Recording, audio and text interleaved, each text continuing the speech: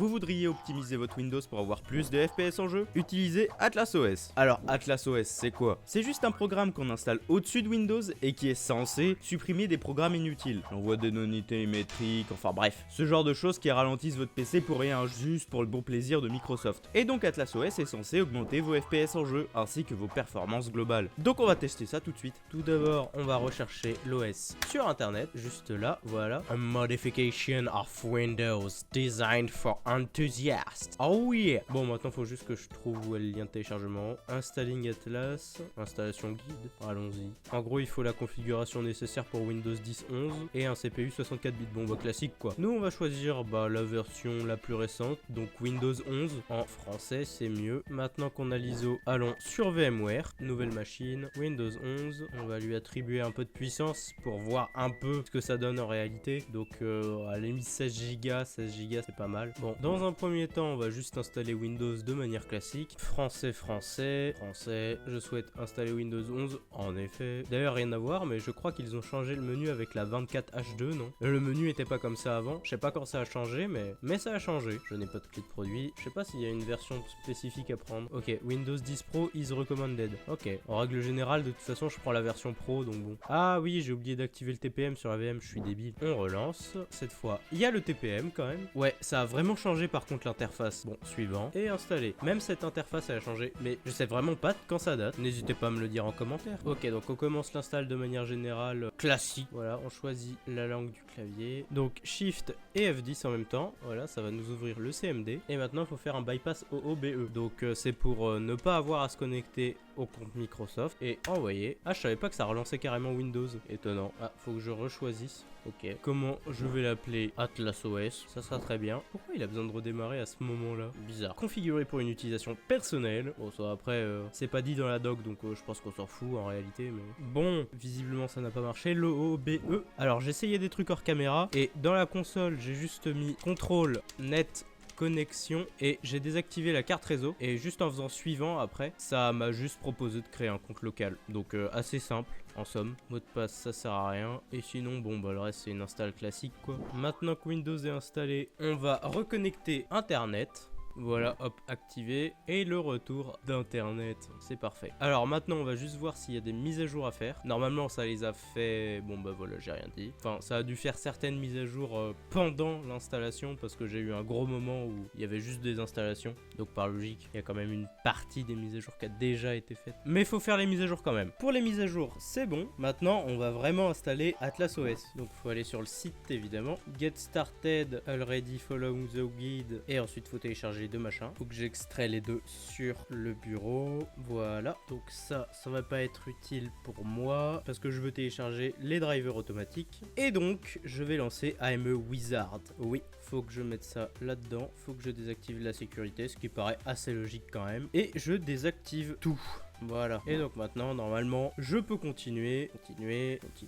Ah, faut que je sélectionne une option. Alors, Defender Reduce sécurité. Nous, on va désactiver parce qu'on est des utilisateurs avancés, attention. Mais surtout, pour pas être embêté au cas où on veuille faire des trucs un peu avancés. Ouais, on va le garder, je sais pas trop ce que c'est. On va désactiver les mises à jour automatiques de Windows. Power Saving, Core Isolation et Hibernation. Ouais. Vous savez quoi, on va prendre les trucs de base. À part ça, on va mettre Chrome, parce que j'aime bien Chrome. Maintenant que tout est choisi, Next, et je sais pas combien de temps ça va prendre, je pense un petit peu de temps quand même, au vu de ce que c'est. Donc on va le laisser faire. Ok, l'installation est terminée et ça va redémarrer, donc j'imagine qu'il y a des trucs à prendre en compte après le redémarrage. Par logique, on a eu un aperçu du fond d'écran en passant. Il avait l'air un peu sympa. Bon, on va mettre ça de côté, c'est plus important, voilà. Donc, on a Google Chrome en effet qui s'est installé automatiquement. On le savait déjà, il nous l'a pas proposé pour rien. Alors, on a le logo qui s'est mis à gauche, parce que pourquoi pas. Il y a quoi dans le dossier Atlas? Alors, on a des logiciels, des drivers, la configuration générale,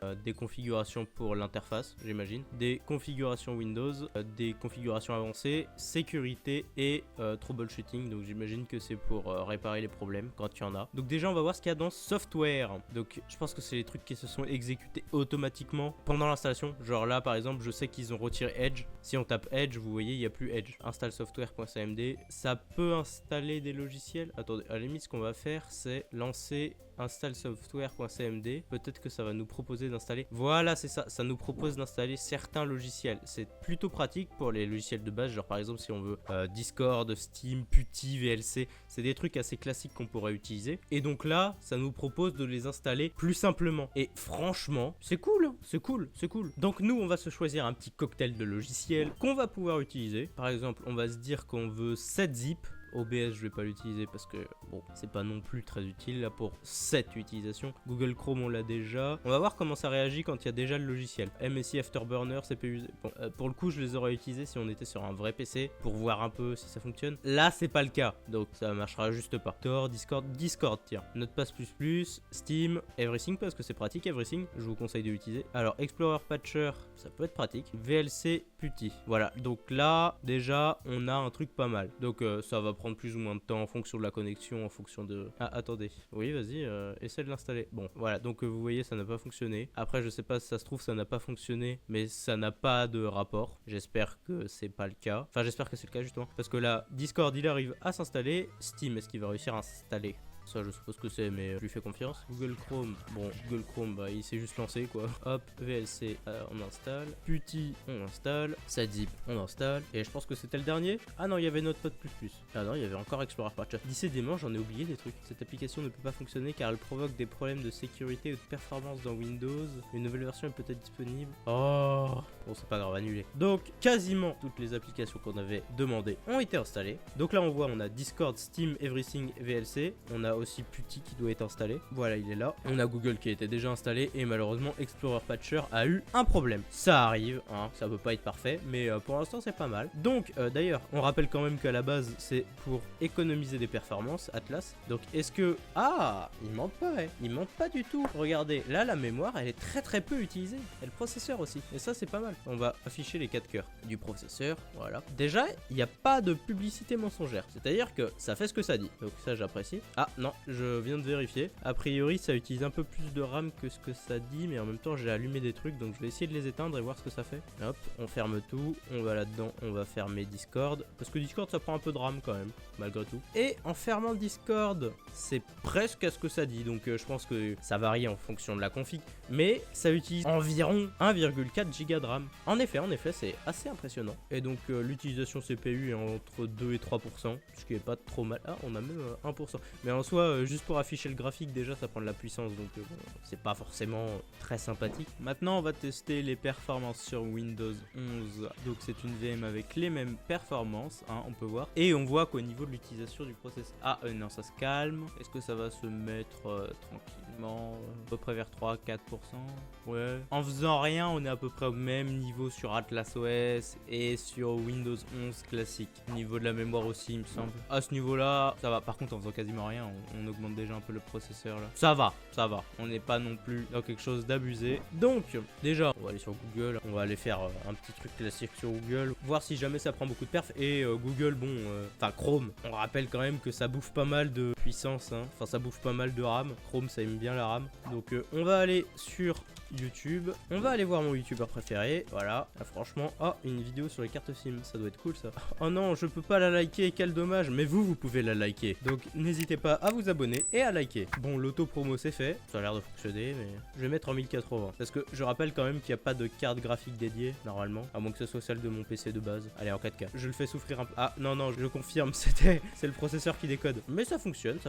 Bon, ça c'était un test. S'il avait pas réussi, bon, ça aurait été étonnant. Hein. On est quand même sur une VM avec 4 cœurs et 16 Go de RAM. Bon, je lui alloue quand même de la puissance. Donc, à la base, c'est quand même un OS pour gamers. Donc, on va essayer d'installer un jeu. Bon, pas trop gourmand au niveau de la carte graphique parce que sinon, ça va pas fonctionner. Cette VM n'a pas de carte graphique. Bon, en soi, on va télécharger toujours le même. Télécharger le launcher. Voilà, j'ai lu et j'accepte. Installer. En soi, tester Minecraft, ça nous permet surtout de voir le nombre de FPS, voir si ça lag. Faut prendre en compte qu'on a toujours pas de carte graphique dédiée, évidemment. Pendant ce temps, je vais me connecter à Discord. Bon, ça a l'air de ne pas fonctionner. Oui, on va quitter. On va plutôt utiliser le launcher de multi MC parce que lui au moins il fonctionne. Même si j'ai pas fait toutes les mises à jour et même si je suis pas sur le truc officiel, tout ça, bon, faut pas s'embêter des fois. On le met dans bureau parce qu'on s'embête pas ici. On télécharge Java 21. Ah, il y a JDK 23. Bon, on va prendre JDK 23. Et pendant que Java s'installe, on va taper discord.vlig.fr et on va rejoindre cette super communauté. C'est un serveur sympa où on parle d'informatique. Je vous parle depuis une VM Atlas OS. Voilà, donc venez, c'est sympa. Ça y est, Java est installé. On va sur multi-MC, on lance multi-MC, français. Bah du coup, on a Java 23, il l'a trouvé, c'est pratique. Et allocation maximale de mémoire, on va quand même pas être radin. 8192, 8 Go, ça va. On va se connecter à un de mes comptes. Voilà, donc c'est fait. On va lancer la 1.21.3. Pourquoi pas? De toute façon, il n'y a pas de raison que ça fonctionne pas au final. Ça serait étonnant que ça fonctionne pas. Après, ça va peut-être tout tanker sur le processeur. Donc... Mais ça permet de voir si Windows n'utilise pas le processeur pour rien au moins. On verra si jamais c'est stable. Qui est ma foi une idée pas trop mauvaise je pense. Alors, the driver does not support OpenGL. Ah. Donc je vais lancer Minecraft en 1.21.3, c'est parti. Donc j'ai fait quelques réglages pour que ça fonctionne. Sinon ça me dit qu'il y a un problème avec OpenGL, enfin j'ai réglé le bug en amont. Et donc grâce à ça Minecraft se lance et ça c'est parfait. D'ailleurs on va mettre le gestionnaire des tâches à côté, histoire qu'on ait un petit aperçu pendant qu'on joue. Donc je vais pas mettre en plein écran. Donc on va lancer une nouvelle partie en créatif avec l'acide 1, 2, 3, 4, 5, 6. Comme ça on va pouvoir en même temps essayer sur une autre instance, mais celle-là Windows 11 avec les mêmes caractéristiques. Comme ça on a une petite justice au niveau des deux quoi. Et on va create new world. Ok, donc on est sur le monde, ça lag. Le processeur je le fais bien tourner à 100%. La mémoire sinon bon bah c'est tranquille hein. C'est très même tranquille pour la mémoire. Il n'y a pas vraiment de problème. Donc c'est vraiment le processeur qui tank tout. Sinon ça m'a pas l'air déconnant. Pour les optimisations on est comment? On est en 12 chunks, 120 fps. On va regarder à combien de fps ça fonctionne. On est à 50 fps, 40, ouais, fair enough. Si je regarde le ciel, on est à entre 50 et 60, j'ai l'impression. Ouais, là en se déplaçant, on est à une trentaine de fps avec toujours 100% du processeur qui est en train de tanker. Donc on va faire tout de suite la comparaison avec un Windows 11 classique. On va mettre la même seed, donc 1, 2, 3, 4, 5, 6. On va se mettre en créatif.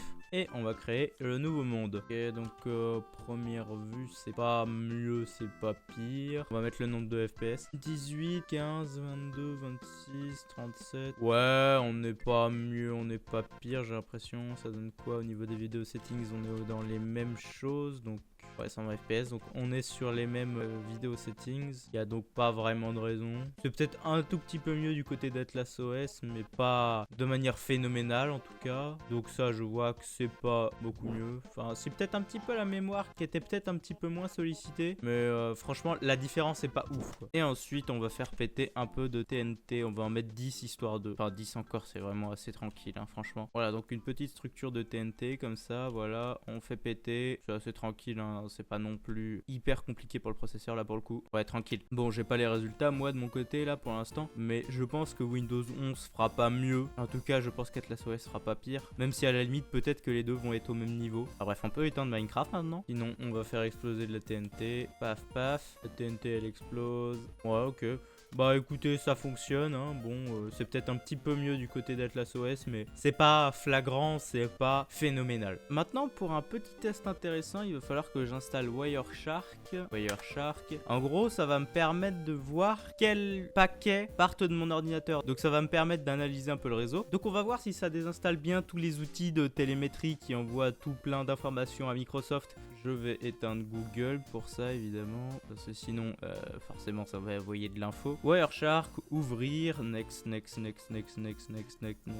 Donc je regarde les applications qui sont ouvertes, il n'y a rien qui est censé envoyer des données, hein, je vérifie. Non. Bon, c'est fini d'installer, on va lancer, bah Wireshark il est là. Donc maintenant qu'il est lancé, on va faire un scan sur le Ethernet 0. Donc c'est là que vont arriver toutes les données. Ok, donc on a des petits broadcasts de VMware, donc des petits trucs classiques qu'on n'aurait pas si on était sur une vraie machine. Donc on peut voir qu'il il n'y a pas d'envoi de données, hein. Donc il n'y a pas la télémétrie, comme on verrait sur un Windows 11 classique, il n'y a pas tout plein de trucs. Il y a juste un peu de VMware, et d'ailleurs c'est étonnant qu'il n'y ait pas 2-3 trucs en plus. Ah si, voilà, il y a 2-3 trucs en plus quand même. Mais sinon, ouais, c'est plutôt tranquille en vrai, hein. Du coup, c'est bien qu'il n'y a rien. C'est même très bien pour le coup. Hop, on peut l'éteindre. On va donc tester Wireshark sur Windows 11 maintenant. Donc on va choisir Ethernet 0 vu que c'est là qu'on a vu quelque chose. Et on va capturer. Et là, il y a de quoi faire, hein. Il y a de quoi faire. Il y a vraiment de quoi faire. Et ça ne s'arrête pas, hein. C'est vraiment en continu. Il y en a de nouveaux chaque seconde.